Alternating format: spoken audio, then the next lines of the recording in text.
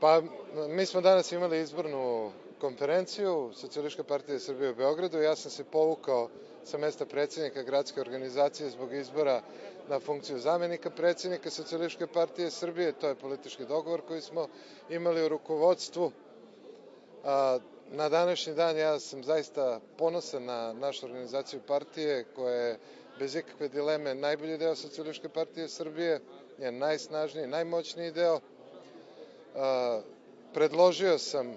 za novog predsjednika mog dosadašnjeg najbližeg saradnika Nikolu Nikodijevića, predsjednika Skupštine grada, dosadašnjeg sekretara izvršnog odbora gradskog odbora i naravno poželeo mu da bude uspešan na tom mestu, makar kao što sam bio ja u proteklih 6 godina. Ja sam Socijalističku partiju Beograda preuzeo sa 50.000 glasova, njemu je ostavljam sa 100.000 glasova i nadam se da će on svom nasledniku ostaviti sa 200.000 glasova, što će garantovati još snažniji uticaj Socijalističke partije u Beogradu, a verujem da je to dobro za Beograđane, jer upravo naša partija, naš program garantuje da će u Beogradu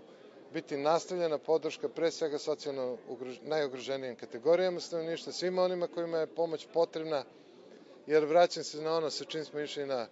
prethodne izbore, da su Beograd pre svega ljudi i mi ćemo sa takvom politikom nastaviti i sa novim rukovodstvom.